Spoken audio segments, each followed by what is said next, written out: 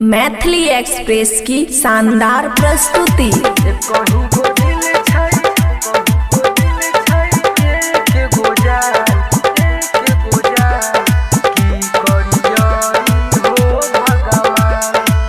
खुशी recording studio बलुआहा। कहीं गो दिल के गो जान की करियई हो भगवान।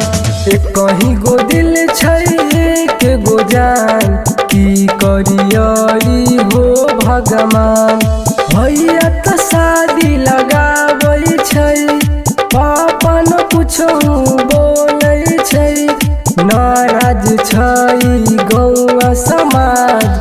कहीं गो दिल के गो जान की करियई हो भगवान। कहीं गो दिल के गो जान की करियई हो भगवान। DJ good Madhubani, DJ good Madhubani,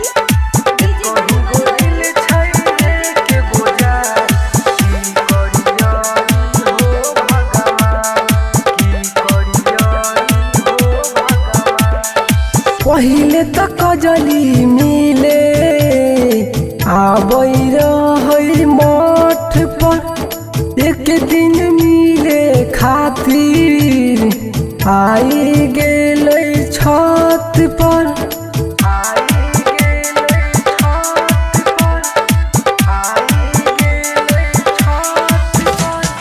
पहिले तो कजली मिले आबै रहै मठ पर, एक दिन मिले खातिर आइल रहै छत पर। देखलै भैया करल बवाल की करियई हो भगवान। एक गो दिल एक गो जान की करियई हो भगवान। भैया तो शादी लगाबै छै, पापा तो कुछो न बोलै छै, नाराज छै गौआ समाज। कहीं गो दिल एक गो जान की करियई हो भगवान। एक गो दिल एक गो जान की करियई हो भगवान। DJ good Madhubani, DJ good Madhubani,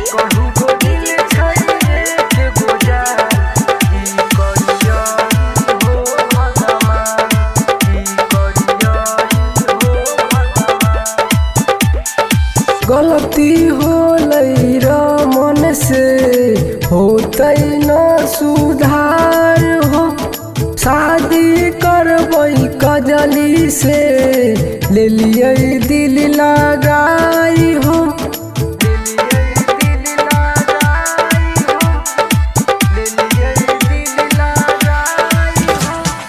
गलती होलै मन से होतै न सुधार हो। शादी करबै कजली से ले लियै दिल लगाई हो। ललन राहुल गुडू परेशान की करियई हो भगवान। एक गो दिल एक गो जान की करियई हो भगवान।